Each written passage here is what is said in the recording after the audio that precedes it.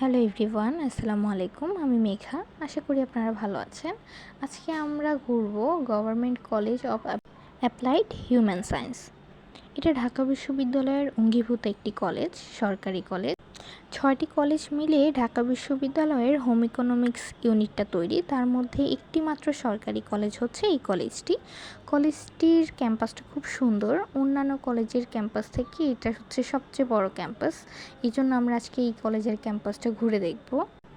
এই ইউনিটে কোনো ধরনের সেশন জট নেই। আপনি চাইলেই এখানে অনার্স মাস্টার্স দুটোই কমপ্লিট করতে পারবেন।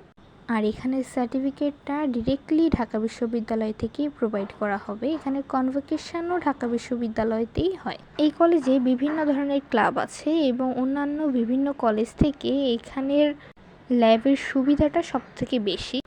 কলেজটা দেখতে আমার কিছুটা টিএসসি ভাইব আসে। টিএসসির চারপাশ যেমন দেখতে, এই কলেজটাও তেমন। বিশেষ করে এটা আমার কাছে আরও বেশি সুন্দর লেগেছে। চারপাশে এত গাছপালা, এখানে হচ্ছে একটা পুকুরও আছে, আবার বড় একটা মাঠ আছে, যেটা অন্যান্য প্রাইভেট কলেজগুলোর মধ্যে নেই। এইটার সাথে যেই 5টা কলেজ আছে এই সুবিধাগুলো ওটার মধ্যে নেই।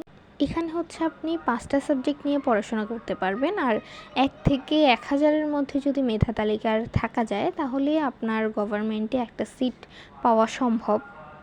তবে এই ইউনিটে পড়লে আপনি পুরোপুরি নিজেকে ঢাবিয়ান বলে পরিচয় দিতে পারবেন না, কিন্তু আপনি পাবলিকিয়ান বলা যায়, কারণ এটা যেহেতু একটি সরকারি কলেজ সেহেতু পাবলিকিয়ান বলাই যায়। কলেজটার চারপাশের দেয়ালে খুব সুন্দর করে আর্ট করা, বড় অপুরা খুব সুন্দর করে এখানে বিভিন্ন ধরনের চিত্রকলা করেছেন, দেখতে দারুণ লাগছে। এটা হচ্ছে ফুড অ্যান্ড নিউট্রিশনের ল্যাবটার আমি ভেতরে যেতে পারবো না যেহেতু আমি বহিরাগত।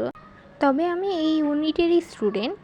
আমি বাংলাদেশ হোম ইকোনমিক্স কলেজ থেকে পড়াশোনা করছি, বর্তমানে অনার্স ফার্স্ট ইয়ারে রয়েছি। গভর্নমেন্টে আসার সুযোগ থাকলেও সাবজেক্টের কারণে তা হয়ে ওঠেনি, কারণ সবারই ব্যক্তিগত কিছু পছন্দ থাকে, কারোর কলেজ পছন্দ, কারোর সাবজেক্ট পছন্দ, সেই ভিত্তিতেই। এই যে এখানের সুন্দর পুকুরটাতে আসলে শ্যাওলা পড়ে আছে, মানে এখানে নামার কোনো চান্স নেই। ইডেনের পুকুরটা যেমন, এটা তেমন না, কিন্তু পুকুরটা সুন্দর। চারপাশের ওয়েদারটা খুব সুন্দর ছিল। আমি আসলে চারপাশটাই ঘুরে ঘুরে দেখছিলাম এখানে কি কি আছে, কোন ডিপার্টমেন্টটা কোথায় আছে সেগুলোই খুঁজে খুঁজে দেখছিলাম। এসেছিলাম আমি ব্যক্তিগত কিছু কারণে একজনের সাথে দেখা করার জন্য। এখন চলে যাব আমরা কলেজটার মাঠটা যথেষ্ট সুন্দর, যেহেতু এখানে কোনো ছেলে নেই, শুধু মেয়েরা চাইলেই এখানে রিল্যাক্সে নিজেদের মতো করে সময় কাটাতে পারে। তো আজকের মতো এখানেই বিদায় নিচ্ছি। আল্লাহ হাফেজ, আসসালামু আলাইকুম।